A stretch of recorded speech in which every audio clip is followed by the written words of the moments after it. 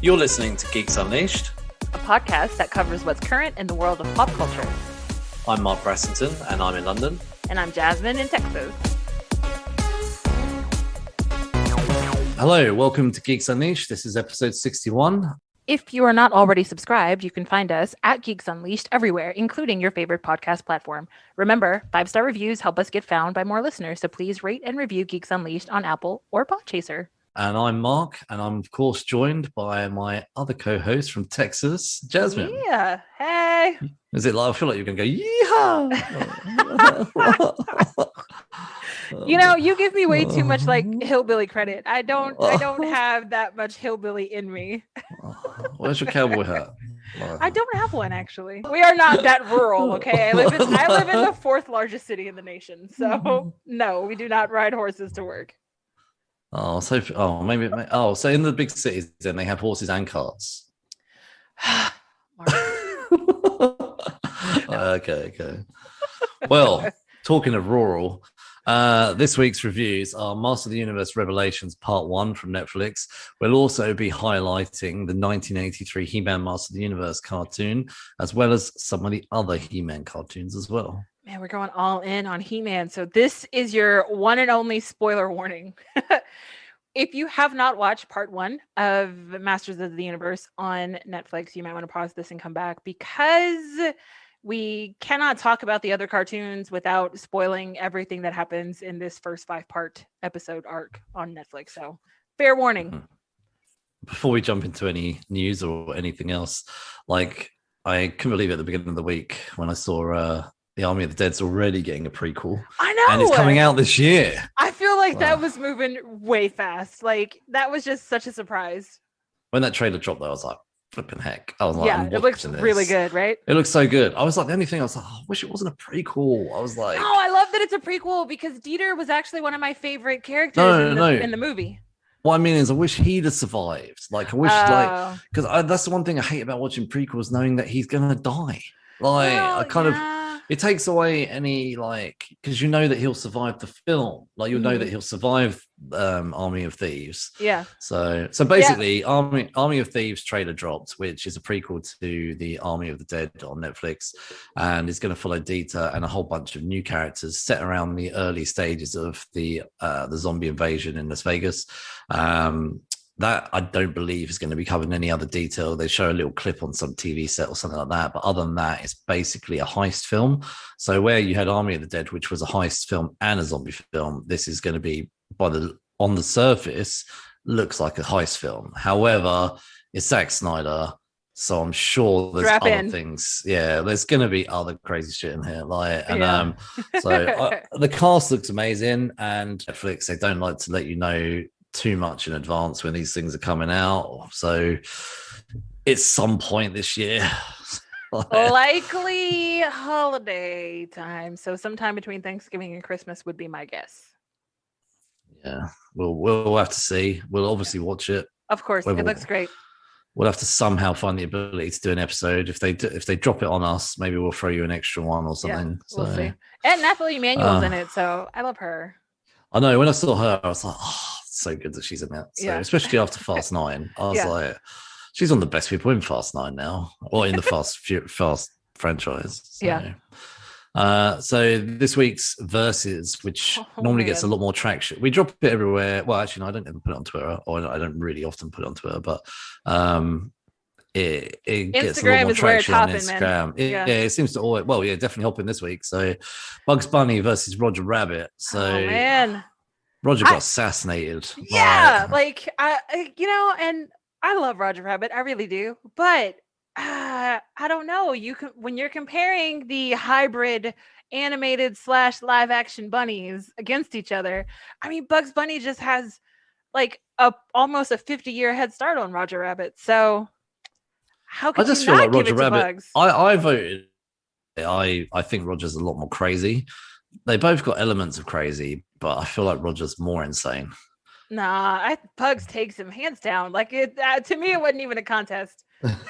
But Bugs wins. Like, we're not going the full 12 rounds. This is going to be a knockout, not a decision, not a technical. No, this is a knockdown, drag out. and Bugs Bunny is coming out on top. Oh, is it? So Bugs got 80% on the vote on the stories, and the comments were easily like more than 80% towards Bugs. For sure. Yeah. Right. So what about Lola versus Jessica? So technically Jessica's a human. So, but I'm still going to give it to Lola. They're both animated. Yes, they're both animated, but I'm going to give it to Lola cuz Lola seems like more streetwise. Like Jessica would definitely use her like womanly wiles to get what she wants, but Lola Bunny seems like she did in Roger Rabbit. Yeah. Yeah, like if you catch Lola Bunny in a dark alley, you might get shanked. Like I wouldn't fuck around with Lola. I'm just saying. Like she seems like she's straight off the street. Jessica's got height. Yeah, but still. No, I'm gonna stick with Lola on that one. I'm sticking with the Looney Tunes, man. The Looney Tunes. I'd love to see more Roger Rabbit. If we get more Space Jam, we've got to get more Roger Rabbit. Oh man, I watched the new Space Jam. Oh, have you? I haven't seen it yet. It was good. If you look at it for face value, it's good. If you're not comparing it to the first one, like WB just kind of went all in, and they were like, "How many of our franchises can we put into this film?" You know what? All of them. Every single franchise we've ever done is going to make an appearance in this film.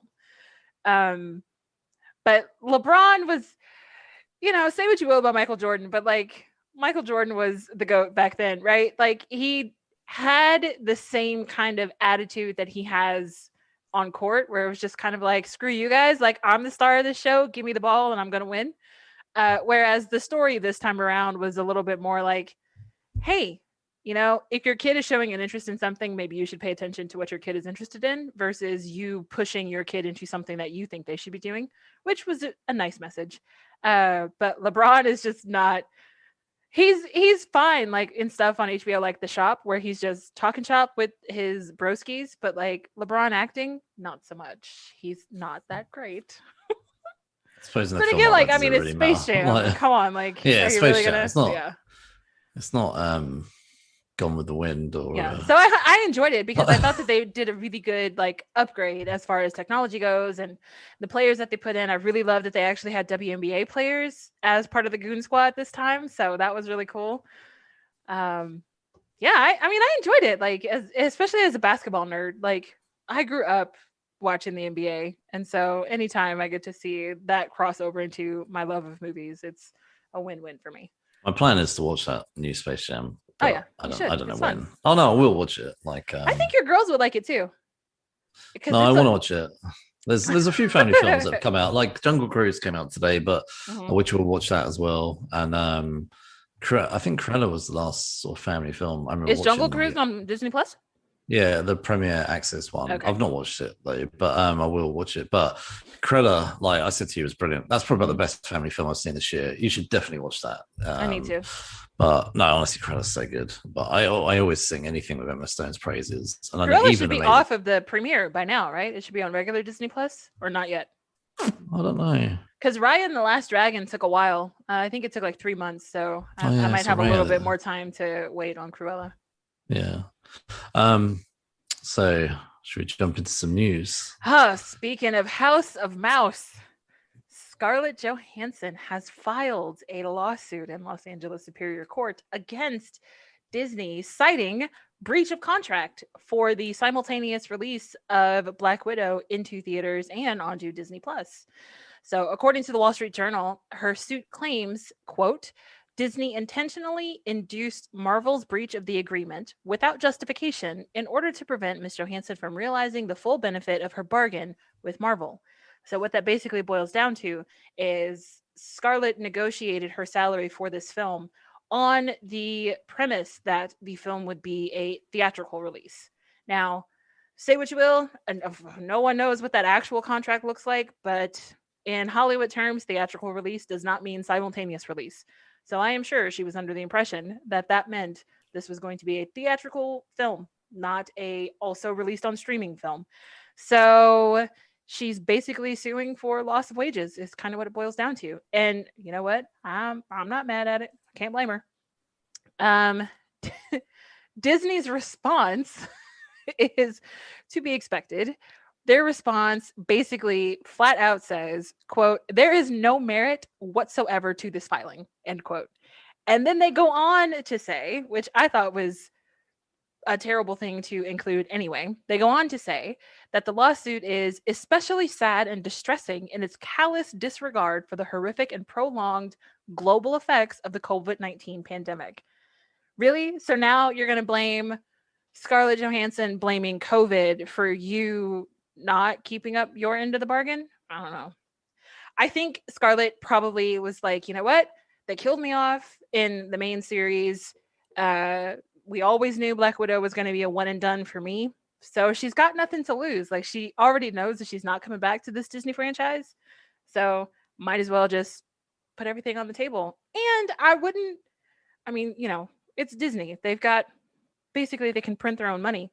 But I wouldn't count Scarlett and her lawyer out, because her lawyer is John Berlinski, who is also the same guy who a while ago, the producer for the original season of AMC's The Walking Dead, Frank Darabont, sued them for breach of contract and it was like compensation issues and all kinds of things. John Berlinski handled that case, which went in Frank Darabont's favor. He also handled a really big case with the cast and some of the producers of Bones, and ended up getting that group $179 million settlement from the network, from Fox, for contract rights or breach of contract. So Scarlett's got the right lawyer in her corner. So we'll see how that turns out. I was going to say, so Scarlett Johansson, I believe, has been paid $20 million for this, and she was hoping to get, I think, 50 million, or probably closer to 70. I would have think, if it's the 50 plus the 20 salary. Now, I have heard some people go kind of rude comments about a rich so and so just wanting more money. Now, like, I get where some people might be coming from in terms of, yes, 20 million, 70 million for one person to earn is probably unnecessary. But equally, she signed a contract and made a deal with these people. Right. So it doesn't matter how much she agreed. And she went into this under the assumption that she was going to earn X amount of money. And like you said, she knew when she went into this that her character was killed off. So she knew that this was her only big payday. She knew that this was like how Robert Downey Jr. had been negotiating better and better contract deals as he went on.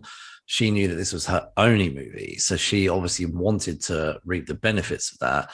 So yes, okay, earning 20 million for one person is a good chunk of money, and she probably could easily earn 20, 50 million plus on a next few films. Scarlett's headlined a lot of movies on her own with outside of Marvel, but really, has she been in, I was thinking about this, outside of the Marvel films, anything that's done as amazingly as in Marvel? I would say probably not. Lucy was a fairly terrible film. Yeah. Ghost in the Shell, again, didn't do too well for her. And it also, I know fans weren't particularly happy with the casting. And so she was probably banking on this being her big payday. Now, I know Christopher Nolan as well. Before this, he jumped on the whole idea of what they've been doing with HBO Max. And he referred to HBO Max as the worst streaming service. And he's saying things like, people have been blindsided by what HBO Max have been doing. And I think probably Scarlett Johansson's in the same boat, that she's blindsided. She, like you just said, was expecting a theatrical release, probably followed by 3 to 6 months later on Disney Plus, not a simultaneous launch. And I still don't think it should have been a simultaneous launch. It was unnecessary. It's not like Disney had licensing deals. They could have easily have put it in theaters and waited 3 months and put it on. They would have still made the same amount of money. They would probably made more. They probably would have made more money. So, because also if you think about the amount of now illegal downloads that are going on, because the moment Disney put that on Disney Plus, they instantly created a clear, perfect, HD copy for pirates to get their hands on. They didn't need to go and send jackasses with cameras and trench coats into theaters and watch those copies where you see people getting up out of the seats. I bet any money if they hadn't put it on Disney Plus for at least 3 months, the theaters would have made a hell of a lot more money. And I think we talked about this previously. Theaters were upset by this being one of the biggest drops ever, like from week 1 into week 2. Mm-hmm. So I okay, yes, she's been earning a lot of money already. Yeah. And yes, okay, probably to the people that are getting paid 30 grand a year, to go from being, on the outside, they're seeing someone getting paid 20 grand and potentially getting paid 70 grand. They're like, well, it's unnecessary. Yes, okay, it is slightly unnecessary, but she signed a contract. She signed a deal with them people, and they need to honor it. Exactly. So to address the people that say she already makes enough money, fuck you. Yeah. Okay. That's my response to that. Fuck you. It doesn't matter how much money she has already made. Between her and her agent and her own lawyer that negotiated that contract with Marvel and Disney, she got her base. And then basically the way that the compensation package worked was she would get paid more money in increments based on the way that the movie performed in theaters. Then when you take away that theater stream, you have effectively taken away that stream of income. Now, again, they already pushed the movie a year. What's another year? What's another 6 months? If you were really worried about how this film would perform, what is the rush? There was no rush for you to put this movie out, especially since it's out of sequence, especially since it doesn't have any bearing on the films that are already slated to come out this year. It would not have made a difference. And counterpoint to the people who say, well, she already made $20 million. Isn't that enough? Robert Downey Jr. was in Spider-Man Homecoming for 21 minutes, and he made $15 million for 21 minutes. Okay. Crazy, yeah. So if you think that her making 20 million plus residuals is too much money, fuck off. That's completely ridiculous. She should be getting paid the same as her male counterparts, and that's been the ongoing argument throughout like Hollywood, is that men are getting paid more than women. The problem with that is people think that, women, you get so uppity, like you're getting so out of your place. Like, aren't you happy with the scraps that we're giving you? No, bitch, we want all the money. Like, this is, and I mean, I say this as someone who works on a salary base plus a commission. There's no freaking way. There is no way that if I was commission based and I was working on a project, and then halfway or once the project is completed, my boss would be like, oh, by the way, that compensation that we had talked about and the, commission package, it's not happening. I'd be like, bullshit. It's happening. Like, you're going to pay me what you owe me because this is what our contract says. Like, so I'm all for it. I am 100% in favor of her suing if those grounds of breach of contract are in fact true. So get your money, girl. I know Disney made a statement about how they didn't think it was appropriate given the current climate of COVID. Thought it was something like ridiculous. Don't bring that into it. Distasteful or something like that. And my thoughts on that were, if that was followed up with Disney saying that the money they generated through Disney Plus was going to be to compensate the wages of those staff that they dismissed from all their parks and various other places, that, we have made extra money through Disney Plus, but we'd actually earmarked that for all the staff that we had to sack 12 months ago that have been living on scraps. They haven't followed it up with that. So the money clearly is just going towards Disney. And probably, and even if it was going to a good cause, that still has nothing to do with Scarlett and the money that she signed. It doesn't, but what I'm saying is they tried to undermine it by saying, oh, well, given the current climate, we don't, it's distasteful or whatever. Right. But you haven't said what you're doing with the money that you've made. Like, where's it going? Mm-hmm. Like, is it going to the shareholders? Are you paying dividends? Is it going to build more content? Because I'm dead sure that it's not going towards the people that you laid off 12, 18 months ago. Right. Or if you were going to roll it over and do the same thing. Like, yes, we didn't do it in theaters, but we're also giving you a percentage of what we made on Disney Plus sales as well. Like, so what I'm saying is they didn't follow it up with what, because they don't have to tell us. Well, they don't have to tell us where it's going. It's true. But what I'm saying is, when they're saying it's distasteful, where's the money going? Like, it's distasteful. Okay. Well, but it's inappropriate for them to say that it's distasteful. That's not for you to say. What's distasteful is you fuckers opening your parks in the middle of a pandemic and then just throwing a mask mandate on there for everyone else to do that. That's distasteful. But no, you want to drag her through the mud because she called you on your bullshit. So I'm Hey, look, I love Disney, and I understand that corporations want to make money. I get that.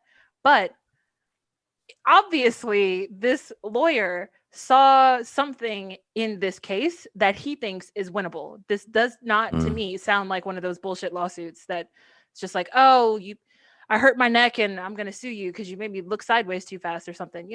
This seems like there's some legit merit behind it. So I'm very interested to see how this plays out. Okay, so moving into, I guess it's shitty news. Not as shitty as it is for Scarlett, but shitty for fans of Horizon Forbidden West. It's going to be not coming out this year. So, boo, you know what? The geek gods gave us the Army of Thieves this year, and they're taking away with the other, and the game has been delayed. So, basically, it's an unconfirmed, in speech marks, source from the podcast Giant Bomb. The podcast Giant Bomb has made it public, but will not be hitting the shelves this year. Especially, we're probably anticipating nearer to Christmas release for this game. But anyway, PlayStation said it was on track previously, but hadn't given the date. And I think we'd mentioned that a few times. Kept saying, "Oh, when's it coming out?"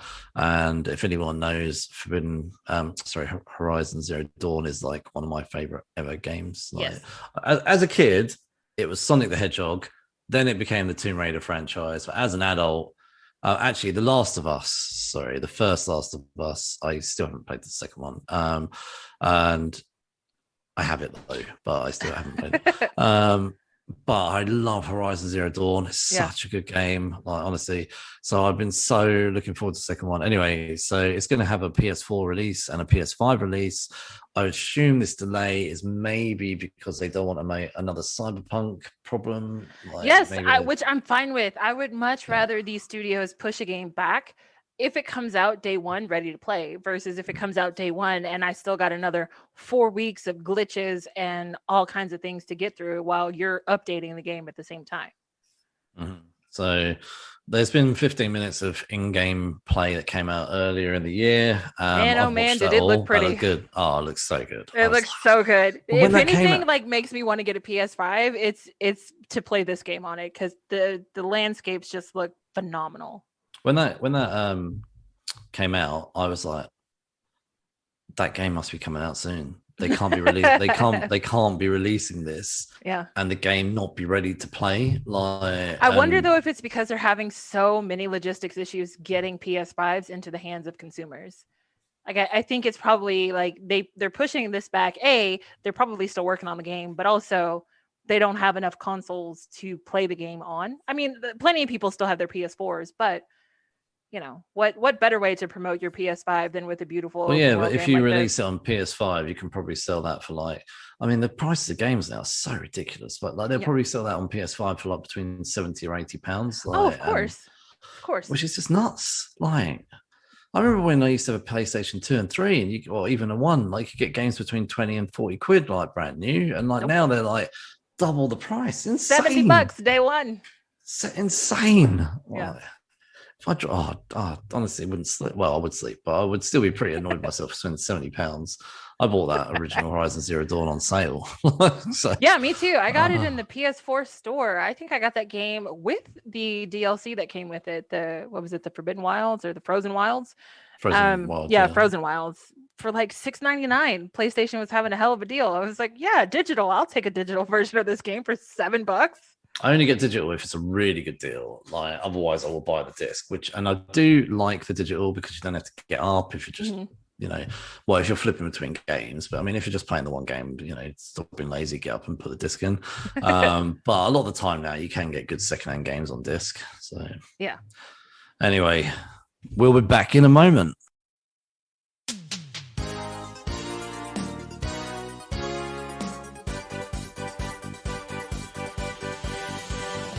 Hey there, this is Adam from Go Figure, and if you're a child of the 80s or a toy collector, you'll probably dig what we're doing.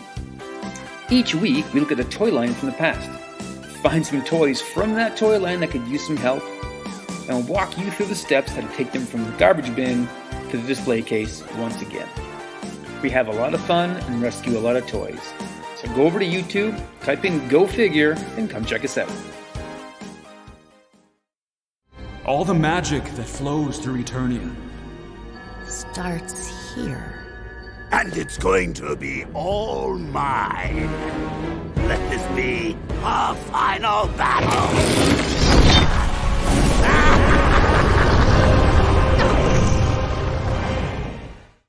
And we're back.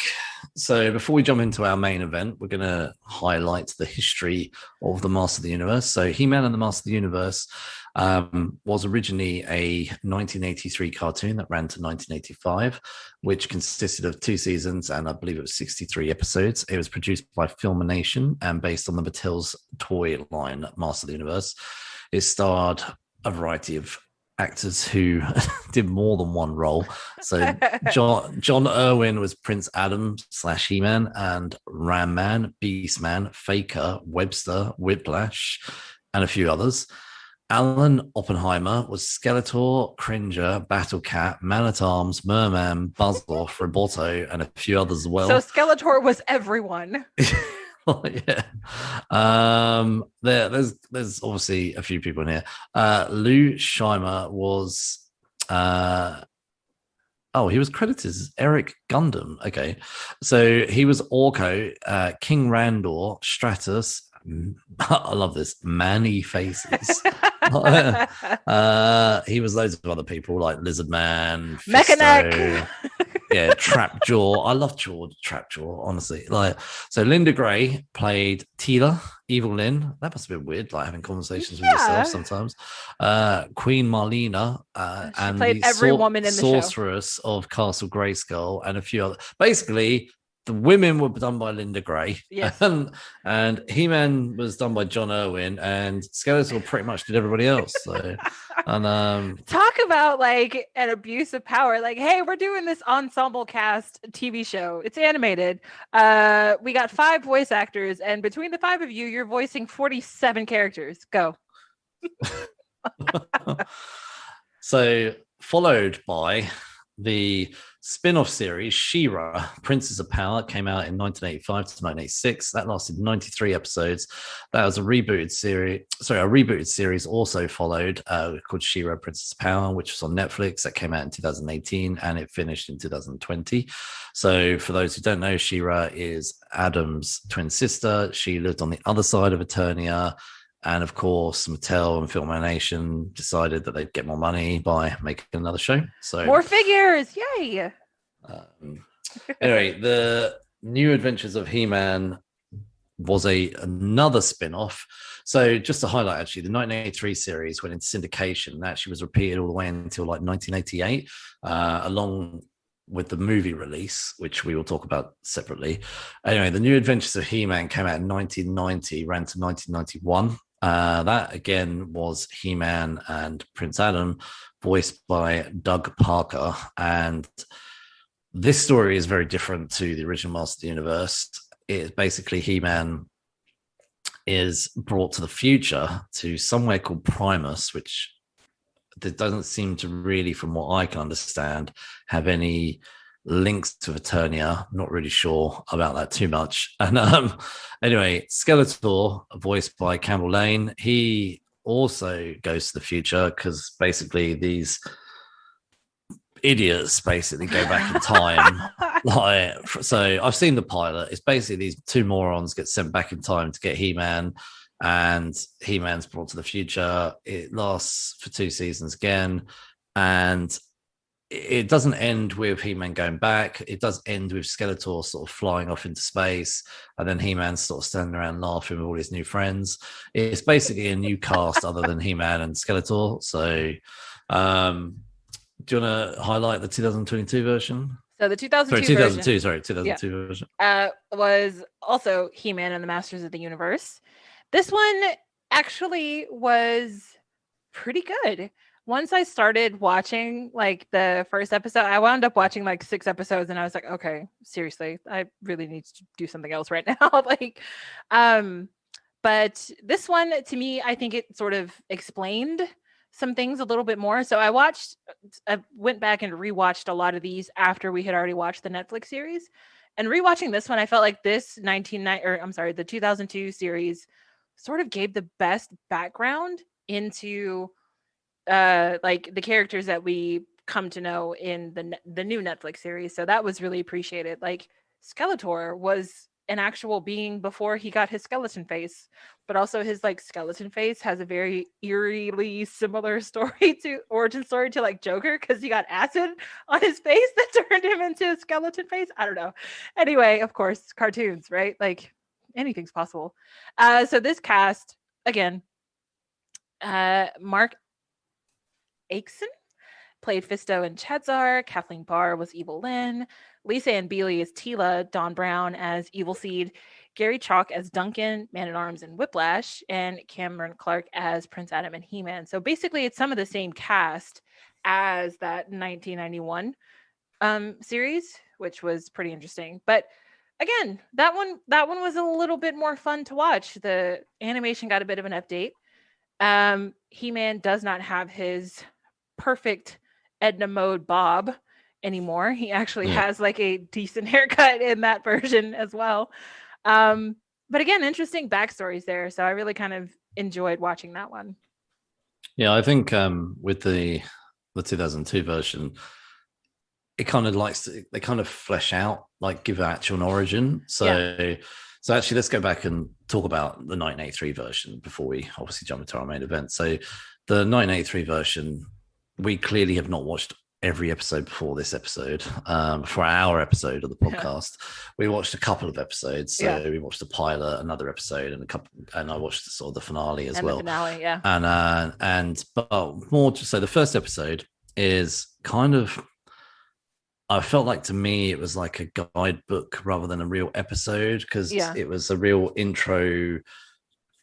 It was more like, it dropped you in the middle of it though. Like it dropped you in the middle, but it was more like, here are all these characters. It was kind of a character. I wouldn't say character episode in terms of developing characters. It was just a list of characters.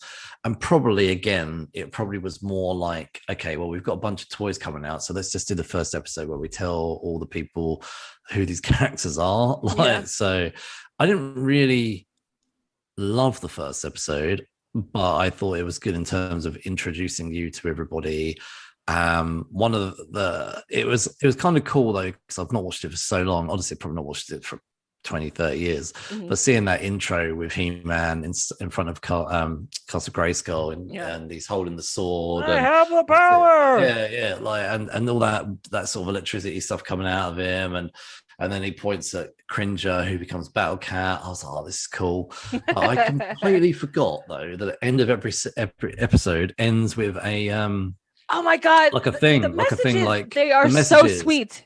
Like, just, remember, children, blah, blah, blah. Like, I can't remember any of the messages now, but like... Oh, my gosh. So the one at the finale was Man-at-Arms, and he was kind of like, listen, some people lie, but you can't assume that everyone lies. So basically you have to be discerning in who you trust, because not everyone has your best intentions at heart, but not everyone is out to get you either. And it's just kind of like, wow, I don't remember this from the 80s at all. I don't remember that kind of stuff happening, but it's super cool. Like that's another thing that I noticed about watching this 1983 version. It's like, this show is entirely too wholesome. There's no way they would get away with making a show like that now, unless it was literally like a Nickelodeon kid show. But even still, like Peppa Pig is rude and she hangs up on people. Like, I know. So Peppa Pig is crazy, and even Dora the Explorer and Swiper, like they got bad blood between those two. So it's like they don't make shows like this anymore. And watching it, like as an adult like this, so the original series came out before I was born, like that's literally what I noticed right off the bat. I was like, God, this show is so innocent. Like, there's one scene where He-Man is fighting Evil Lynn and Beastman, and He-Man throws them into some mud, and the first thing that Beastman says is yuck. And I was like, what? Yuck. And even when Evil Lynn gets thrown in the mud, she's like, ugh. And I'm just like, wow. First of all, villains don't get thrown into the mud anymore. Like, they get punched in the face, teeth go flying. Like, everything is so violent nowadays. So it's interesting to see that this is truly a product of that time, because none of that is apparent. Like, There's very little of that. Even when people get like thrown halfway across the room, like they don't get hit in the face. It's sort of just like, oh look, that guy, he just went flying. I wanted to talk about the second episode though of the 1983 show, which I'm glad I watched, considering what the main event was. Like, I didn't realize. I just watched the second episode more because I'd watched the first episode and I was like, okay, so the first episode didn't really feel like a story to me. It just felt like an introduction to, oh, here's all these characters. Like, and I was like, okay, well, I want to watch an actual. I thought they're not going to all be like this, surely. So I watched the second episode and I preferred the second episode a lot more. So I thought it was cool with the intro of a spaceship, and then you find out that's a flashback to actually Adam's mum, and that she comes from Earth and she was a pilot and crash lands on Eternia. And she's like, oh, that was a long time ago. And I do remember there was a linkage to Earth in an episode. And I remember seeing this as a kid where, I don't remember which episode it was, but there was an episode where something happens where potentially Earth is going to be threatened. And I actually remember that Adam's mum does the thing at the end, you know, the message at the end. And she says something like, oh, kids, don't worry, Earth was never really in any danger. This is just a cartoon or something like that. And I actually do remember that as a kid. But I love that little intro there. And I thought that was quite cool that they've kind of fleshed out the mum's character and given origin. And I know as well, there's a Christmas movie that comes out later with He-Man and She-Ra, and they embrace Christmas, and she sort of tells them about Christmas because obviously she's from Earth, and they were, I think He-Man and She-Ra like decorating the castle or something, and King Randall's like, oh, you know, what's going on here? And she's like, oh, it reminds me of Christmas. And she's like, well, what's Christmas? And like, you know, anyway, so I love that little intro of them. But that was a good tool that they used, because it obviously had a memory sort of band or thing that they put like on a memory watcher. Yeah. And then Tila, it leads to sort of seeing more background about her past. And I love that the second episode actually was very Tila centric, and her going off on her own mission, and then discovering that she is the daughter of the sorceress. Sorceress of Grayskull. But by the end of the episode, they basically, as they do with a lot of these cartoons, they pulled the Men in Black and they wiped her. Well, no, what I mean is, you know, normally by the end of every cartoon, they return the show to status quo. So a lot of these cartoons, you can pick up any episode and basically not have to have seen the previous episode.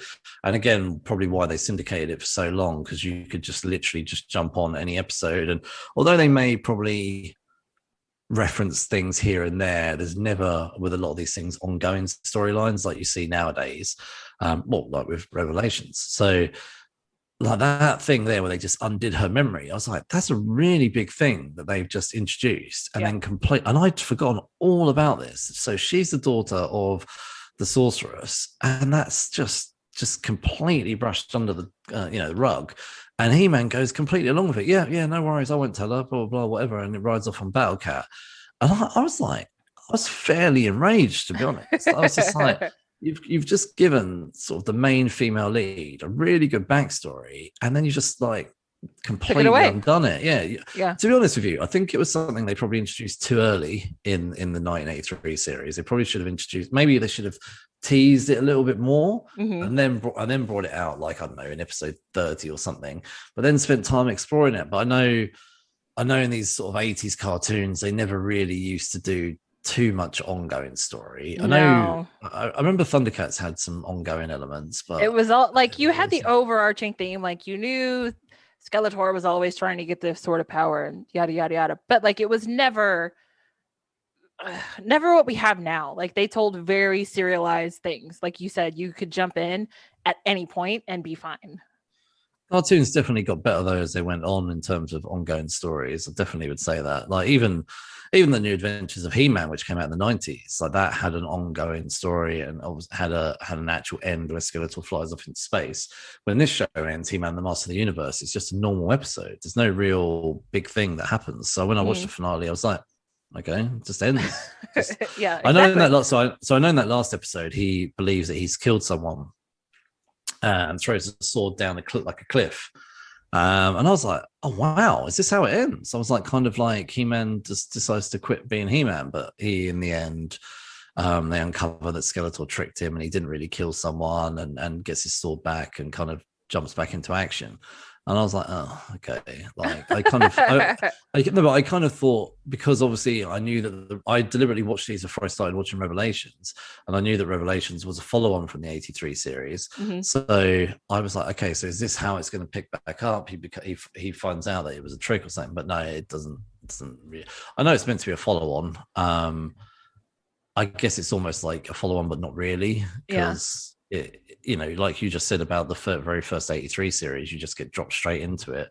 It's kind of, they take the same thing there. So overall I'm kind of glad to rewatch these older shows. It's a totally different perspective now that I'm older. Plus, like, I mean, I've obviously, like, I still watch anime, so animation is a thing that I still continue to watch to this day. So like, watching the evolution of animation has been so interesting. Like, the older I get and going back and watching all of these things, like, another thing we talked about before we started recording was the bumbling idiot trope. And I just felt like watching the 1983 original He-Man, it was so wild.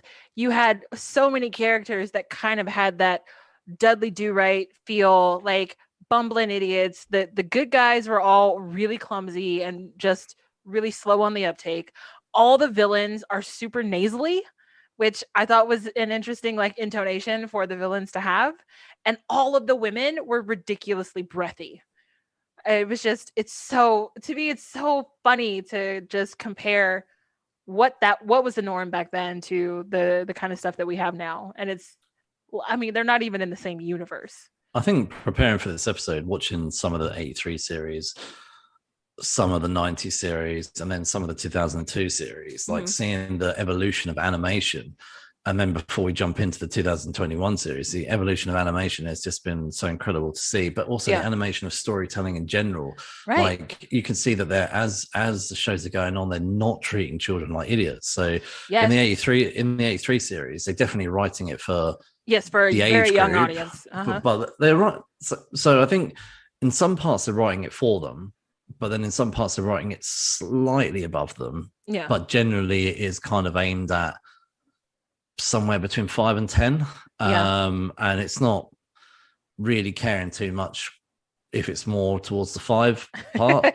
So, and then He-Man, the New Adventures He-Man, is, I would probably say, again, 5 to 10, maybe a little bit more sort of 8 to 12, maybe they're kind of jumping on that there, but it's still not. But the 2002 series, that, I mean, me and you watched that. Like, oh, well, we didn't watch it all, but I watched the first 3 episodes. Yeah, and but for us, it was very easy to keep going. It was. So you literally said you couldn't stop watching and carried on watching the first 6 episodes. Yeah. And I said I felt the same. Like, I only finished the 3rd episode today, like this afternoon. So I obviously didn't carry on, but I would love to carry on. And I think it's a shame it was only 2 seasons, but then all of them are only 2 seasons. So it definitely, the latest 2000, well, the latest before Revelations had a lot more appeal to it. So yeah. And I think that's probably one of the biggest glaring differences between all of the previous ones and Revelations.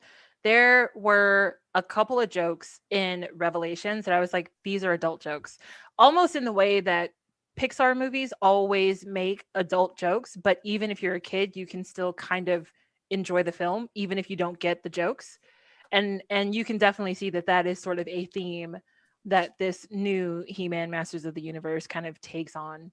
It's because there was one scene where Tila and Evelyn are talking to each other, and Tila is basically like, so you mean to tell me you followed Skeletor all these years because you had a crush on him or something like that? And Evelyn is like, well, I'm not the only one still carrying a torch. And I was like, kids wouldn't get that. Like, if I were a kid, if I was 5, like, I don't know what the hell carrying a torch means, but like, as an adult, it was kind of like, oh yeah, I get that.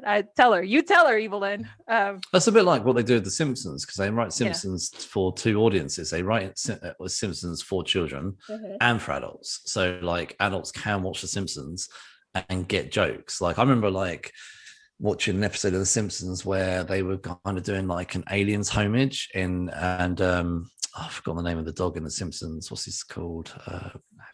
I think it was like Snow Skinner? or no, Skinner's the headmaster. Like the dog. It's like, oh, it's going to annoy me now. Like, anyway, there's an episode where the dog gets into the air vents at the school, and he's like really running quickly, like around, and it's like an aliens homage. So for the kids, it's just the dog in the air vents. But when I remember watching it, I was like, this is aliens. Like, but there's loads of things like that, like where there's just little things here and there. I think there was from memory, there's like some sort of Basic Instinct homage, the whole crossing the legs thing, and like, but no kid was going to get that. I remember there was some episode like that, and then but obviously an adult seeing that straight away gets it, and that's kind of, I mean, obviously this 2002 He-Man's not written like that, like there's no Basic Instinct or aliens things in here, but like you say, there's the script has definitely been improved upon from the previous. So it is not as innocent. It is a little bit more violent, and then of course it still doesn't compare to the level of adult that is in the new Netflix Revelations one. So should we segue over into Revelations now? Heck yeah. All right, so we're taking a look at Masters of the Universe Revelations Part 1. 5 episodes on Netflix, based on, obviously, He-Man and the Masters of the Universe, which was from Mattel. This series was developed by Kevin Smith. You may have heard of him. It was directed by Adam Conero and Patrick Stannard. It stars Chris Wood as Prince Adam / He-Man, Mark Hamill as Skeletor, Sarah Michelle Gellar as Tila, Liam Cunningham as Duncan, Master at Arms, Lena Headey as Evil Lynn, Tiffany Smith as Andra, and Alan Oppenheimer as Mossman. And Mark, where would they recognize Alan Oppenheimer from? He is the bridge, as Kevin Smith said in the Revelations making of movie, not movie, episode that's on Netflix. He is the bridge between the 83 series and the 2021 series. So he was the voice of Skeletor. So, and I want to say a sweet thing. So there's he is on the making of. They have a brief moment where they're interviewing him and talking about it, and so he actually, there's a couple of things actually he said which was quite interesting to me, that he introduced the laugh of Skeletor as he said it was like a bridge between things he says, that Skeletor says. So he'll make a line, have a little cackle, have a line, etc., and he kind of introduced it as a bridge between things he says. And somebody, one of the producers at the time, said whatever that was, keep doing it. Like, keep doing that laugh. Like, we love that laugh. But one of the sweet things he talked about was, and obviously trigger warning for things like suicide here, he talked about those messages that they have at the end of the episode. And he said how one day he was out, and I'm not sure where he was, but a parent took his kids over, and basically they talked along the lines of the 7-year-old had thoughts of suicide, and how the messages at the end had actually really driven him to live. And so Alan actually got a little bit emotional on the making of the Revelations show. I thought that was actually really sweet, and it was actually comes back to those messages at the end of episodes, like those things are not there anymore. Nope. And I don't think they'll ever come back, in honesty. We are far too cynical of a society now for that to come back. But maybe kids would need things like that. So I mean, I was shocked when that came up at the end of the first episode that I watched, and I was like, oh my god, does this happen with every episode? This is awesome. Every episode they have that. Every episode they have a message. So I remember that, like I say, I remember it as a kid, the messages, and the only one I actually remember was the whole Earth being in danger thing. So that must have set with me. I think maybe you were panicked because you were like, oh shit, Earth, we're in trouble. I actually remember thinking that it was the other way around. I actually thought, why have they put this at the end? Like, it's a cartoon. I remember thinking, clearly people don't need to be told that, but maybe somebody did. Maybe someone needed to know, there's a cartoon. Let's move back to Master of the Universe. So Revelations. Let's just start with let's get the bullshit out of the way, because my god, with the elephant in the room. Let's start with the elephant in the room. So 5 episodes of He-Man. The trailer was very clever. And by the way, when I say this, I'm not going on either side at the moment. the trailer was very clever in that it led you to believe it was a He-Man show. Now, I'm not saying that it's not a He-Man show, but it was very clever in luring you into a false sense of security, which is fine because in the first episode, He-Man is killed off. And I was like, no. Like, he must be back at the end. He must be back at the end of this episode or the next episode or something like that. Nope, he don't come back. He don't come back to episode 5.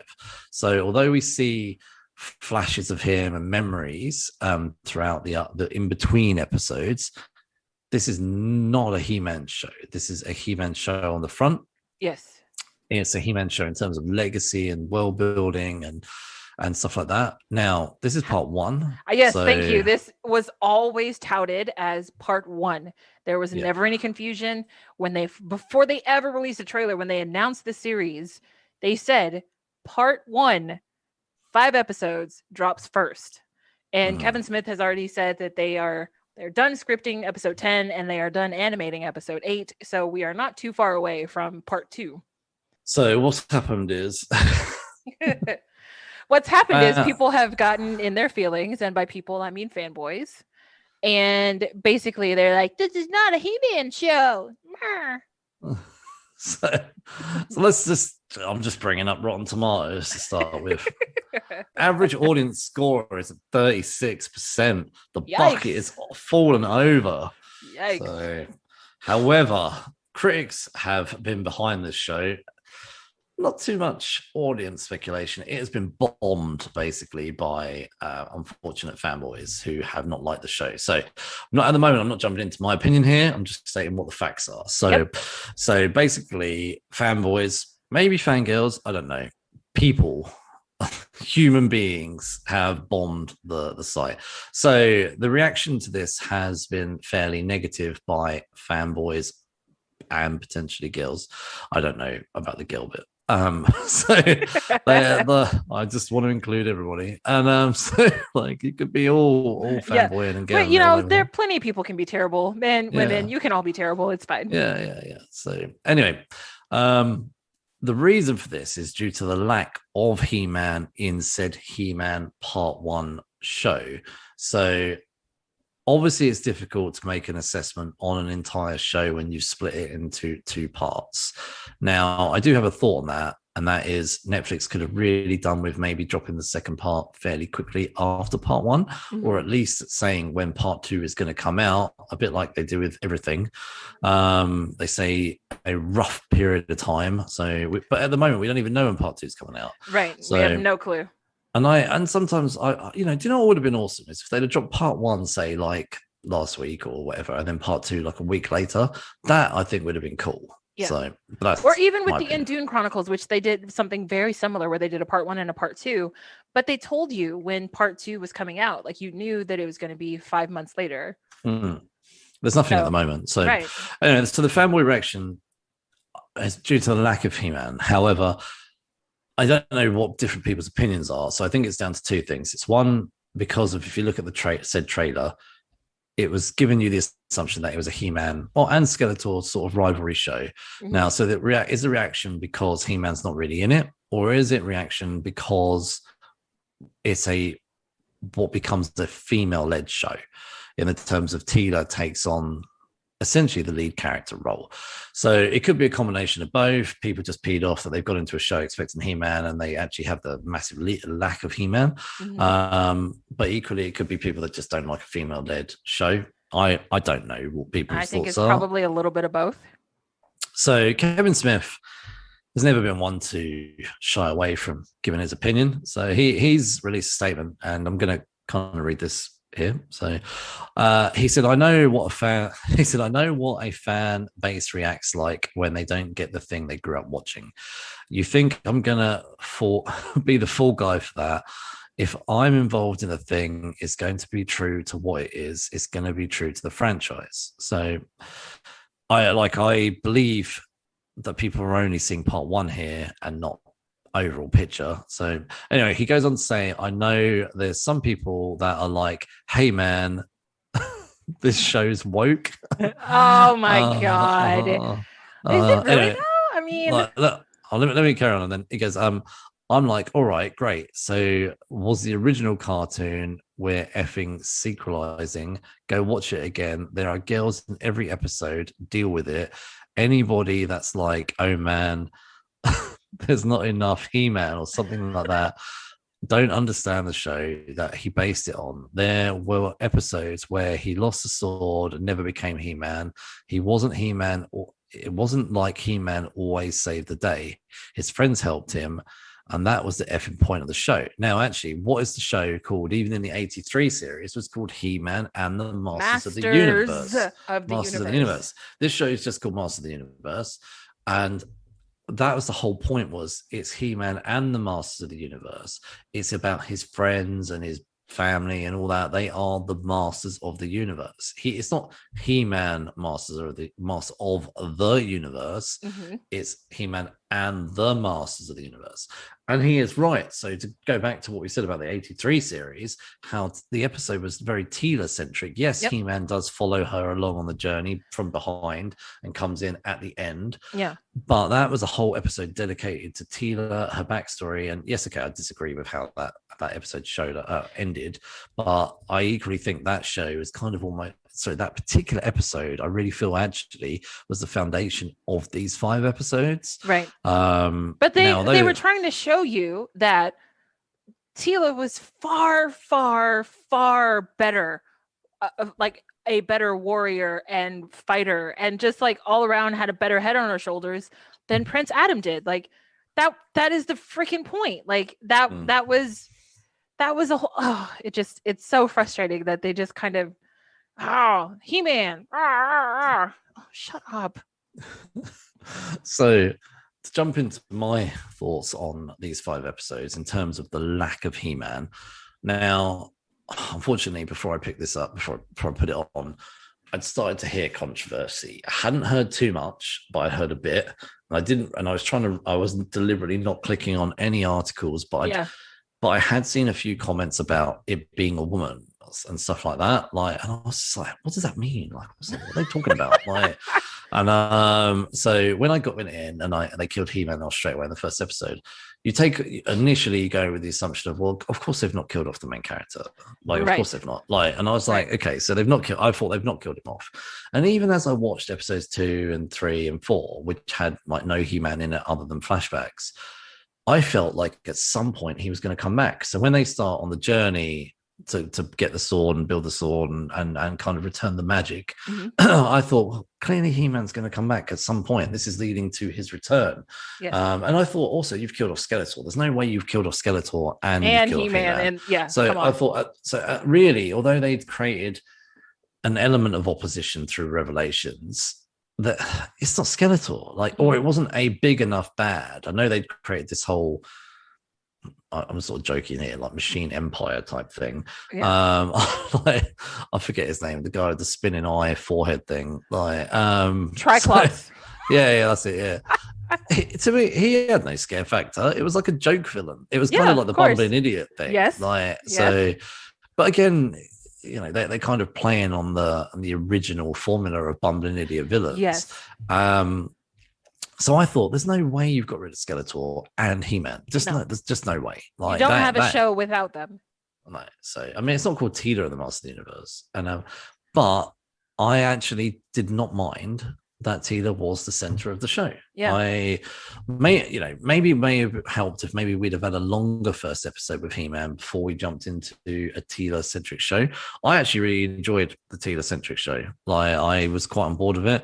And again, like I say, especially having watched that 83 episode where Teela, we now know that she is the daughter of the sorceress. Right. And you could see throughout this series, they kept hinting at her having a bigger purpose. I was like, I'm so glad I watched this, because I bet a lot of people didn't watch that 83 show or that particular episode.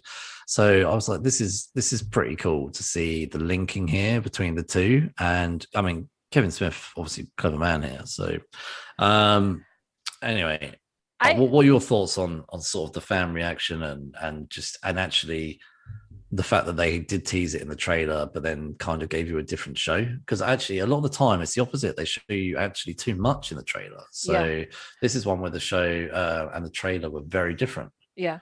Well, I would go back to 1996 and Scream and how they promoted Drew Barrymore to be like the face of that film, and she was literally in the movie for 5 minutes before she got killed off. As far as the fan reaction, I mean, Deep Space, Deep Blue Sea, Samuel Jackson. Yeah, you know, he so was 8 minutes. Yeah, like it. I think it's ridiculous. Also, though, not like I'm agreeing with the fanboys, because I don't. I think they should just get over themselves. People don't have to do this kind of stuff for you. I think storytellers and showrunners and directors, they're telling their story. They are not like, I don't think it's their job to just provide fan service. I think if they've got a story to tell, it's their job to tell the story that they wanted to tell, and how the audience reacts to it is, it's not always in their control. So the whole like, oh, it's a show about girls, shut up. So that's my reaction to the fan reaction. But I also don't understand why we had to have a part 1 and a part 2. If they were going to do this, why didn't we just wait another 6 months and get 10 episodes and have 1 season? I imagine it's to do with Netflix wanting content out regularly. So, but also we'll talk about the end as we come to the end. But having that cliffhanger and having a break has more of a gut punch to it. So I can understand putting a break, but I definitely think there shouldn't be this kind of break. There should not be the 6 to 12 month break that we're probably going to get. I really kind of like the way they did Fear Street, where they did 3 films, 1 movie a week. So so it's a trilogy, but they all came out within a week of each other. No, I thought that was quite cool. That's very not Netflix. Right. So I just don't understand. I don't understand their obsession with this whole splitting a first season. I think that is never necessary. They're only doing that with their animated stuff, though, really. But it's even less necessary for animated stuff because the episodes are under 30 minutes. So I don't understand their reasoning. I also really feel like 5 episodes is not enough for you to get a good grip on anything. Now, I know Castlevania, the first season is 4 or 5 episodes, but you knew that was 1 season. So you knew that you were going to be waiting a while. They shortened the season for whatever reason. And then when they came back, we got longer seasons. So but again, this 5 episode thing for 20 to 30 minutes of content, I don't feel like that's necessary. I think Netflix could just push it, give us 10 episodes and call it a season and not split things into parts. If they wanted to split it, I would think they should have put maybe a week or 2 between it. Just like or even a month or 2. It would have been give cool people to a date when the next part is available. Like, do you know what would have been cool is like to say, I don't know, 30th of July, drop part 1, and then 30th of August, drop part 2. I get it. During August, TV numbers drop everywhere because people are out. But that would have been cool because that would have given a definite break. And then when people returned a month later, but anyway. What do we know? We don't run a TV network, or a streaming service. Or a streaming service. We're not in charge. No, we just pay for them, though. Yeah, we just support them. I get the principle of not putting fans in charge of running shows. Yeah, but because although I'm sure Kevin Smith is a fan, but he also is a creator. So anyway, let's kind of break down the characters a little bit. So we already talked about Skeletor, who in the original is now Mossman.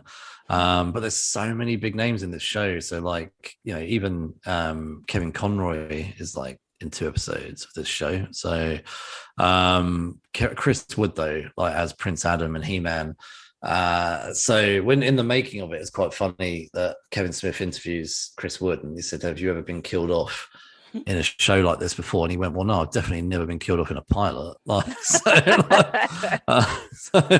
I thought that was pretty cool. Chris Wood's a pretty likable character who is married to everyone's favorite Supergirl in real life. I always quite liked, I've never met Chris Wood or Melissa Benoist, but they come across as fairly likable people to me. So when he was being interviewed, I thought he seems like a really nice bloke. And I'm sure getting someone like Chris Wood, he's not going to be in around for 2 episodes, but getting killed off potentially twice.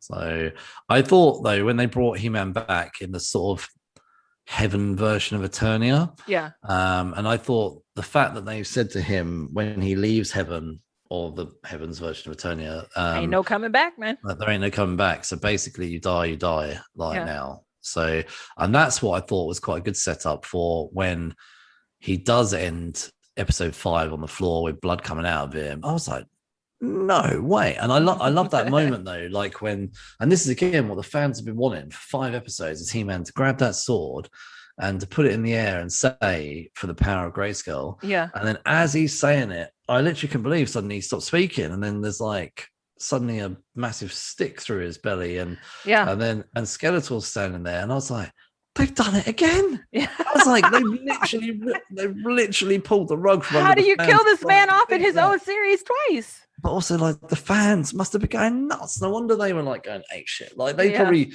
were like, finally, He-Man's here. Oh, they just killed him again.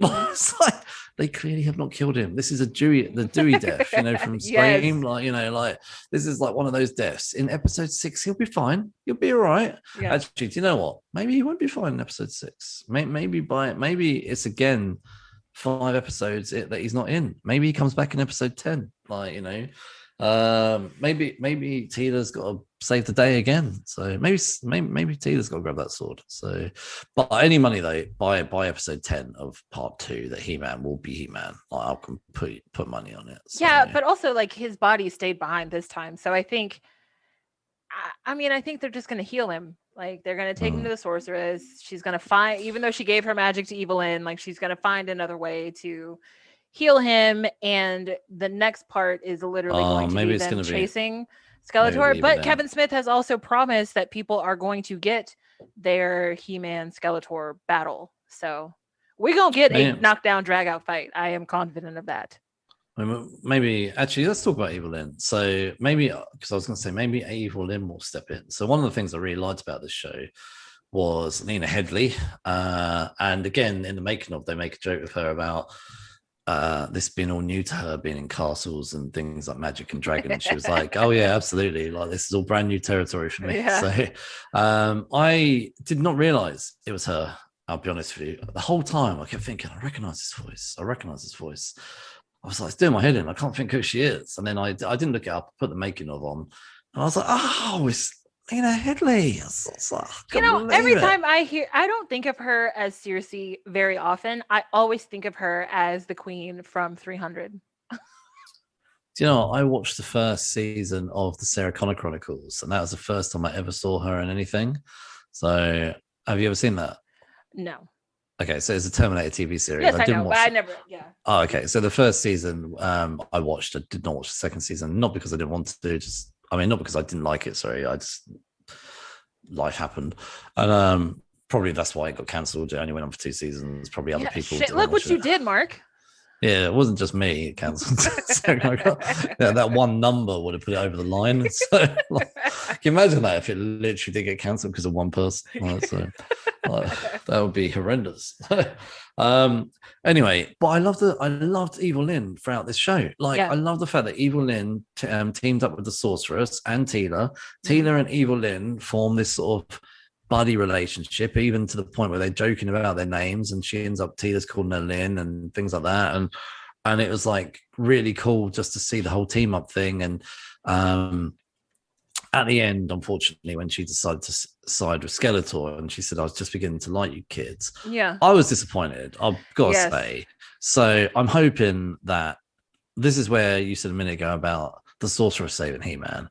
I'm actually hoping that Evelyn is going to save He-Man. I hope there's some sort of thing in that maybe she's come around to being good. Yeah. So, which would really change the dynamic of the Masters of the Universe franchise in general if Evelyn is kind of the good guy now. But I also like that she acknowledged it. Like there's a point where it's Evelyn, Andra, and Teela, they're walking through the woods to get somewhere, and that they're talking to each other, and Evelyn is like, I just can't believe that I spent all this time chasing or supporting Skeletor when I could have taken over everything myself. Like Probably. she's just so like open and honest about like, I can't believe I wasted all this time when I could have been ruling all this shit by myself all these years. Like, but also like she was completely shocked at the end when Skeletor popped out of her staff. Like, so he put himself in that staff and she didn't realize it. So I thought that was really interesting. And I'm wondering if that feeling of betrayal is going to be sort of the catalyst for her to either betray Skeletor and stay bad, or to sort of move over and sort of like a character like Loki. Like are you Mystique, bad? Are you good? Yeah. I was thinking about Mystique from the X-Men. Is it going to be a bit like that? So she wakes up one day and she's good, wakes up tomorrow and she's, I guess, good until there's a reason for her to not be. But like, it's kind of, that's how Mystique always plays it. And Loki always plays it the same. Like you say, they're kind of, they're good when they need to be good and bad when they need to be bad. And I think they're good up until the point where it serves them to be bad. Like I maybe she might be more that way. So because she still has her own minion, like Beastman is still sort of her little protector.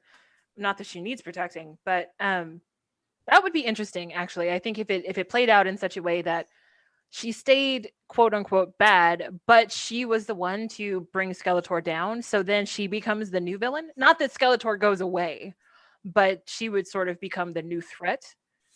That would be really interesting. Yeah, no, it would be. So like you say, there was the combination between Evil Lyn, Andra and Teela. So let's talk about Andra first. And actually, Andra for me was a brilliant character. So I don't really know much about Andra, but apparently she had like she wasn't even in the cartoon series, but Tiffany Smith, who was in the documentary thing that they had on Netflix, she said there wasn't much to go on. She apparently was in one issue of one He-Man comic or something like that. Yeah. So she said it gave her a lot more to play with in terms of character building. But I loved Andra. So Andra was meant to be the point of view character for the audience. So to witness. So she comes in obviously in episode 2, and Andra is like Randy. Scream. Like yeah. Because she's the one that makes really out of place jokes. Like she's not quite meta. Like she doesn't get that. Like she's not that in tune, but she definitely makes a lot of jokes. And I'm like, that really doesn't fit this time period. But it's kind of funny that you said that anyway. Well, she's kind of like the comic commentary, yes, and like, oh, I can't believe that's happened or whatever. Yeah. Or she's the chatterbox. Yeah. So I loved her. I thought, I'm not doing favorite characters this week, but she would be up there definitely as one of my favorites. Yeah. So let's talk about the woman herself, Teela. So played by Sarah Michelle Gellar, playing Teela. So Teela, I've got a lot of love for Teela anyway, especially like with the movie and then having rewatched that 83 series. But equally, I've got a lot of love for Sarah Michelle Gellar. I was a big Buffy fan, Cruel Intentions fan. She's been in a few other things, but those are probably my two big things with Sarah Michelle Gellar. She was in Ringer on the CW as well. So I loved Ringer too. Like, it was a bit of a shame that got cancelled. Anyway, I was like quite shocked that Sarah Michelle Gellar was in this show. She was probably the biggest name for me. Well, I didn't realize Lena Headey was in it, and I know she is a big name too. But when I realized Sarah Michelle Gellar was in it, I was like, flipping heck, they've got Buffy to be in He-Man. I was like, wow.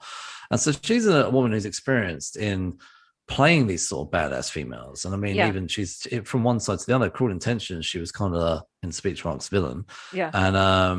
And then in Buffy, she was like the kick-ass sort of teen, spunky kind of, vampire slayer.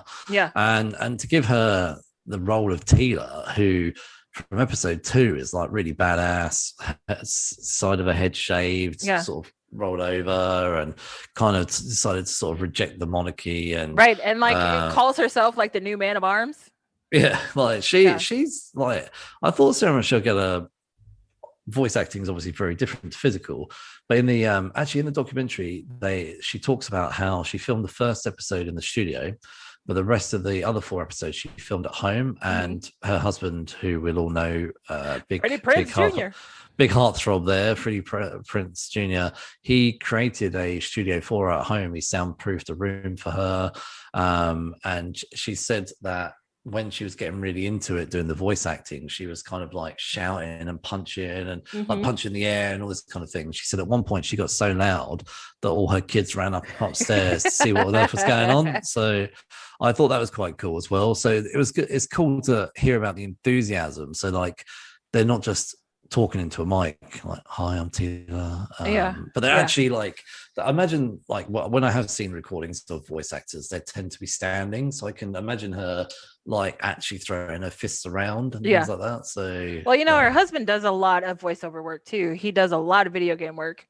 so I'm sure he was probably there to like cheer her on and like help her through that process. He probably used that studio for himself then, like so.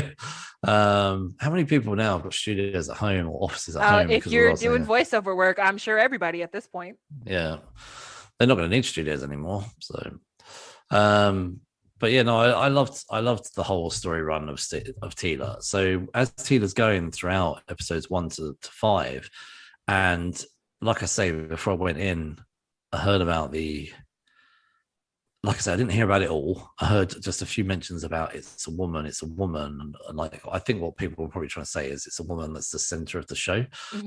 And that doesn't bother me like at all. I love female-led stuff. Like I know there's a lot of shit about Captain Marvel and things like that. I mean, I love that movie. Like, I didn't care. Like I loved Jessica Alba's Dark Angel when that came out in the early 2000s, and I've always been quite down with watching lead female stuff. Like as long as it's done well. I don't want it to be. I don't think they do it now, but you know, like where it's all, I don't know, sexy clothing and you know just geography, but they stuck a female in the lead. I don't want to watch any of that stuff. But like if it's an intelligent female, kick-ass, spunky character, like you know, because they always have like if you know look at like the Supernatural. Jensen and all that, if they're allowed to get away with doing all that shit, like women should be allowed to do all that shit too. So yeah, exactly. So I that's why I've loved things like Buffy and Dark Angel. And actually, do you know what? I don't think there's enough of it even currently right now. I know Jessica Jones, honestly, that was amazing. So seeing her, the Jessica Jones character, just the spunkiness and the not giving a crap, like, and some of her lines in that show are so good. So seeing Sarah Michelle Gellar actually embrace this sort of really badass version of Tila, I thought was pretty cool. But so the bonding between her and Man at Arms, the sort of father and daughter.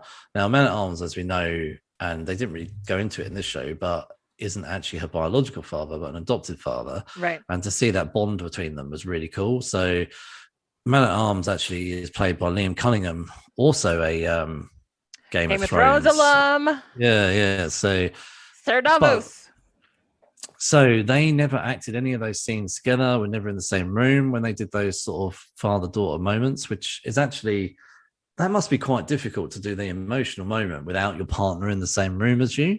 So, I mean, props to them in terms of acting, though, don't you think? So, yeah, I mean, I think it's easier for voice actors because they're used to doing that kind of thing. But for, you know, actors that don't tend to do too much voice work, I imagine it's got to be something to work yourself into at first, for sure. Yeah, definitely. I love Sarah Michelle Gellar. I had issue, like I just felt like her voice was so high, like, and not that's it's not her fault. Like that's just her natural intonation and her natural speaking voice. But like that, looking at Tila and hearing Sarah Michelle Gellar's voice come out of Tila's body, I was like, this doesn't match for me.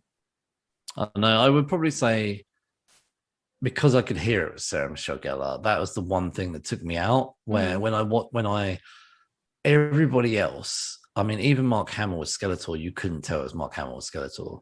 But then that's his experience with voice acting, where Sarah Michelle Gellar doesn't have the same level of experience in voice acting. So I can understand why she's done it. Probably as a bit of probably to get away from. She's not really getting that much in terms of work, is she? So.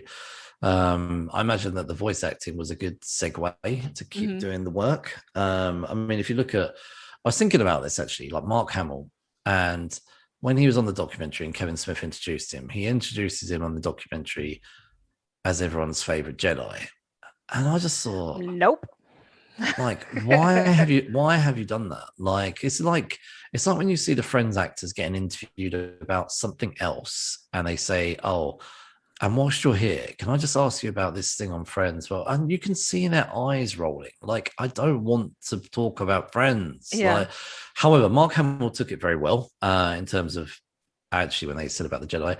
Kevin Smith asked him about how does he feel to play, say, Luke Skywalker, who's a goody-goody, versus playing people like the Joker and Skeletor. And he again handled it very well. There was no eye rolling. He didn't go, come on, man. Like, so I think Mark Hamill actually was good spirit, and he jumped straight into actually his preference is the Joker and Skeletor. Like, he said, I prefer to play the bad guys. Like, so, but when I was watching, obviously talk about Skeletor now, I don't know what your thoughts are, but I actually thought you couldn't tell it was Mark Hamill. I honestly couldn't tell it. I knew he was in it. I knew it was him. Yeah. But I just couldn't tell it was him. Like, I mean, he played it so well. I could definitely hear him. But I probably have heard a lot more Mark Hamill as not Luke Skywalker. So I don't think that he can hide it. Yeah, I think like he always sounds like himself to me, but at the same time, I'm never watching those characters and thinking, oh, that's Mark Hamill doing a voice. Like, I think he still fully embodies the characters, but because I love his voice acting so much, I can peg him, like, I can pick him out. So yeah, I knew it was him and it never went away for me, but like that didn't take anything away from watching it. Okay, so let's stop talking about the characters now. Do you have any from those 5 episodes, any favorite scenes or moments or anything like that? Oh, favorite scene. Honestly, one of my favorite scenes was the one that we talked about before with and I think it happened in the 2nd episode because they're headed to the village to find Man-at-Arms, and it's between Evelyn, Andra, and Tila. They're just kind of walking through the woods and literally just like having conversations about why they're doing what they're doing and how they're trying to make this tentative, quote unquote, not friendship, but not like antagonistic thing work. And I just loved that. I loved women on screen, not necessarily kicking ass, just like being. So I really just kind of enjoyed those moments with them. I loved I think again, the 3 of them teaming up together actually and seeing the adventure between the 3 of them. And I think I said it as well, like the moment where Evil Lynn and Tila are kind of talking about the names and that. I did also enjoy Tila bonding with Man-at-Arms, and just there's several moments. She gets angry with him when she first sees him, doesn't want to go see him, but then towards the end of the show, they're sort of really embracing each other as father and daughter. I thought that was cool. But one of my favorite sort of shock moments is when the staff thing is getting thrown at Evil Lynn, and Cringer jumps out of nowhere and grabs the staff. Yeah. And I was like, what the shit? Yeah. I was just like, okay, what's going on? Like, why is Cringer helping Evil Lynn? I was like, and then suddenly you got this whole fill-in. And actually I did like the fact that Cringer got a little bit more characterization as well. And he was talking about how Tila called him Cringer, and really a lot of it is connected with Tila, I have to say, the last 5 things. Oh, another favorite scene I had was actually with Evil Lynn and Orca when they get separated, when they go to hell. I love that too. Yeah, and they're both in like Orca's home world or home realm, and they have to work together to fight the shadow monster in that realm. And Orca potentially is dead. Like, I mean, again, I don't believe he is. I'm sorry, I just don't. I don't believe they killed any of your main characters. I just don't see it. Like, so, but I did love that as well. Yeah, I thought, and actually, you could see that Evil Lynn got a little bit upset by that as well. So, but do you know what? One particular thing I didn't really like was in episode 5, that whole in heaven thing. I just felt it was unnecessary to kind of. Most of the episode was spent in heaven. Yeah. And just seeing sort of He-Man riding around, and they were sort of racing, doing all this silly stuff. And I was a bit like, it's not really necessary. So, well, I don't know. And again, when they were in heaven, though, I did like all the other He-Men that were in there, like as well, like Grayskull, the first ever He-Man, when Grayskull was called after it. But there's a character called Hero. Like, I don't know if you realized. Do you remember Hero? Who was No, in episode 5? I don't. So Hero was the guy that was covered in gold, like the chest plate with the big H. Okay.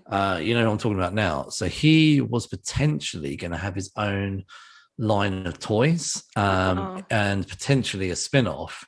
And so they were considering in 1987 creating a prequel TV series for Hero, set in Preternia, which was going to follow a historic character of Hero and had a whole toy line. But anyway, it got scrapped and never happened. So when I saw Hero was in episode 5, I was like, finally, Hero gets his day. Like, they finally brought Hero in. I didn't like the whole episode. I didn't like that episode that much. I didn't enjoy the heaven scenes too much. It felt a little bit silly, but it obviously served a purpose to get He-Man back to Earth.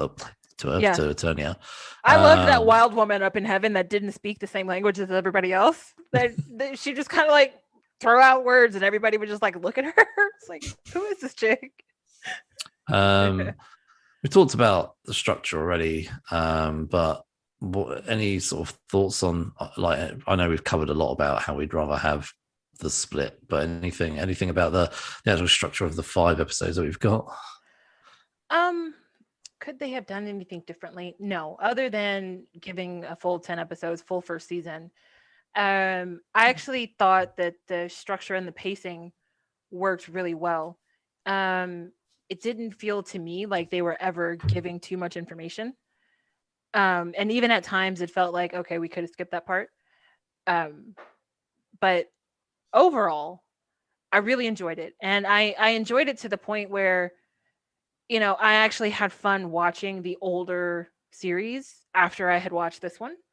And I think if I didn't like the series, then it would have been even harder to go back and watch stuff that I knew was going to be subpar as far as like animation and dialogue goes. But to me, it's just created like a fun new, just like a new world to jump into.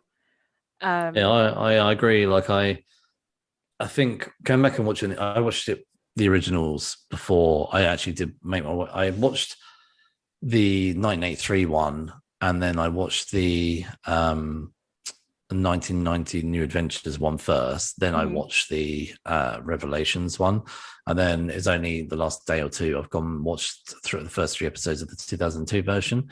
So I can definitely see the evolution of storytelling, and this story was by far the strongest, this current version, over what I have already seen. Yeah. The 2002 version, though, I did seem to me to be fairly well structured and actually something I probably would enjoy. That one was pretty fun. I'm not gonna lie. But these 5 episodes, I think the script was definitely like high bar. The conversations felt real. The sort of interactions felt very human and emotional. And actually, Sarah Michelle Gellar, I think her voice does jump out as being Sarah Michelle Gellar, but I do think she handled the role of Tila fairly well. And could they have done anything differently? I mean, the fanboys, I'm sure, would say, don't kill He-Man. But like, okay, so let's just say that's never going to happen. Which Kevin Smith, there's no world where Kevin Smith wasn't going to do this because he had an overall plan. Yes. The only all I probably would say is, like we said earlier, probably would have put that part 2 closer to part 1. Yeah. But in terms of the 5 episodes we got, I did think they were really well structured. I think the pacing was really cool. I did enjoy the sort of adventure style thing, and actually the break away from what we'd seen in actually the first 3 interpretations of He-Man. Yeah. So I actually thought it was going to drag a little bit when they finally went to hell and kind of all got split up into different sort of illusions. I was like, oh great, now we're gonna get all this boring stuff. But the way that they split everyone up, Tila obviously was by herself. You had Evelyn with Orca, and then you had Andra and Beastman and the Mecha. Is he Mechaneck? I can't remember who he was, but the Mecha robot that Man at Arms had created. It just like it turned out to be a very interesting dynamic, and I feel like even though it was only 5 episodes, we actually got to spend a lot of time with those characters. To the point where, I mean, I don't know, like, I'm very interested to see how this plays out. And I'm just enjoying it, I'd be quite on board I'd be quite on board with a Tila spin-off actually, but so animation, we've touched on this actually as we've been going, but the animation is by far the strongest, and I know it's from the same studio as Castlevania. So Powerhouse Animation, give them their roses. They are doing a great job. You could tell it was Castlevania, I thought. It felt very similar style. Yeah. Mm-hmm. So they do a good mix of like the 2D flat characters, but with the sort of depth dimension element that makes them not quite 3D. So just if it has that more old school feel to it, but without being completely flat like old school cartoons. Let's talk about the end of the show as we bring our review to a close. So we talked about it a minute ago. Skeletor had a plan. He hid himself in Evil Lynn's staff. Mm-hmm. Evil Lynn and Tina went on an adventure to get the swords back, and they were 2 parts, which is actually very interesting because that does tie into the 83 thing as well with the 2 parts, which I didn't realize actually that they'd even built the toy line with 2 separate swords that could go together. So anyway, so they go on this adventure to restore the swords, restore magic, etc. to Eternia. They kind of bring Adam back. And Skeletor suddenly rocks up, and I'll be honest with you, completely shock ending. Yeah, I didn't really fit. So they line this whole thing up that they're on this adventure to go and get He-Man not to get He-Man, to get the sword of power. He-Man obviously was an added bonus. He went to go and restore the power. And I thought, okay, we're heading towards an end. And I kind of was obviously led into a false sense of security. And like we say, we had the guy with the wheel neck eye thing, who was going to, I completely forgot his name again. Triclops, yeah. But I'd completely forgotten.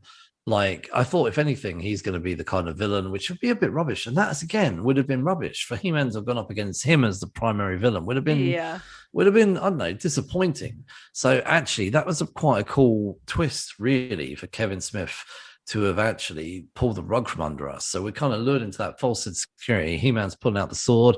He's all about to go for it. And Skeletor suddenly stabs him. Yeah, it was disappointing. But actually, it's kind of cool because it makes it so much stronger to come back from. Yeah. Did you? Well, obviously, I don't think anyone saw this coming. But like, what do you think of that twist? I really liked it because it just made me really excited about part 2. And to me, like, I say this all the time, I usually am a fan of the villains more so than I am a fan of the heroes. So part of me is rooting for the bad guys. And so when Skeletor showed up, I was like, you came out of nowhere, but yes, maybe the bad guys are going to win this one. So now I am excited to see how these heroes figure out how they're going to take down like a big bad version of Skeletor versus normal Skeletor. Excuse me, Skelegod. Yeah. So yeah, I'm super pumped to see what that's going to look like because that ain't going to be no easy feat. Oh yeah, that's what I think is going to be cool. Is part 2 is going to be cool. You know, Adam's on his deathbed throughout season 2. Tina's got to take the mantle. I don't know. There's some big plan here. Maybe Tina will embrace the powers of the sorceress. So, do you know what I think would be cool? We come back. He-Man saves the day. Maybe we get another season or 2 of He-Man with Tila, etc. And Tila just gets a spin-off. Just give Tila, give her her own show. The She-Ra show did really well on Netflix. I'm not saying to take away and to give fanboys the He-Man show that they want, but I actually think a Tila-centric show would be pretty cool. Tina and Andra would be pretty awesome. So, right. So ratings. What would you rate part 1 of the show? Part 1, I'm probably gonna rate it a 4 actually because I thought it did well with the setup of part 2. Now, if I were rating this on a standalone thing, not knowing that there was going to be a part 2, I'd probably only give it a 3. But because I know part 2 is coming, I'm gonna go 4.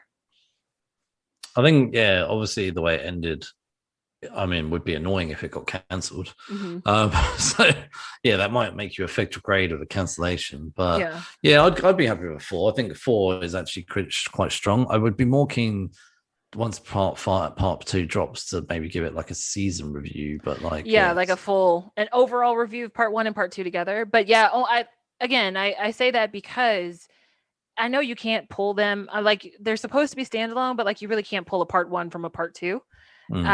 So because it's not a sequel, it's not like a reboot, so it is definitely a continuation, a direct continuation.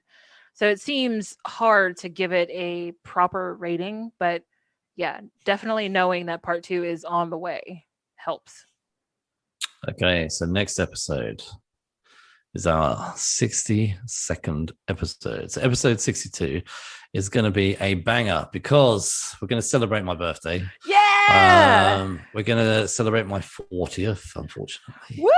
Big 4-0! We've got 2 guests, me and Jasmine. They're going to be joined by Robbie from the Pop Culture Philosophers YouTube channel and occasional podcasting. And we are also going to be joined from Adam from the Go Figure YouTube channel.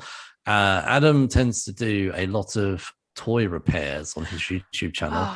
Fun. And he has done a few He-Man toys, so check them out. We will be discussing the 1987 classic Master of the Universe starring Dolph Lundgren as He-Man and Frank Langella as Skeletor. So honestly, I'm excited. Yeah, I know you're super pumped. Oh, yeah. Super pumped about that. I haven't watched this movie for quite a while there, but I am. I've never seen it. I got to do my homework. I just literally can't believe those words still come from your mouth. Like, I've only been telling you for about a year of podcasting to watch this movie. I know. I'm glad that we've got it, found a way. So basically, I said for my 40th, we will not watch something new. We will watch something old, and we will watch something from the 80s, where the decade I was from. And I thought, no better film than Master of the Universe. It's one of the best films ever made. Let me be the judge of that. I can already tell you what the rating will be. So. Mark 5. It's 5. And don't forget, we did start a second podcast series where we tackle some of the most essential graphic novels of all time. Our 8th Late to the Party Book Club episode was Batman: The Killing Joke by Alan Moore with art by Brian Bolland. That episode dropped at the end of July, and in August, we'll be back to nonfiction as we take a deep dive into Persepolis by Marjan Satrapi. Again, follow us on social media, Geeks Unleashed, Instagram, Facebook, Twitter. Come say hi. Come tell us how much you love He-Man, and we will be happy to join. And you can get this podcast wherever you get your podcast, Google, Podbean, Apple, Spotify. We are everywhere. So please give us a 5-star review and tell your geeky friends. And if you want to drop a couple of quid in the Ko-Fi coffee mug thing, please do so. Yeah, we'd love for you to buy us a comic. Or coffee, however you see it. or beer. Yeah. Anyway, have a good week. Cheers for listening. Bye.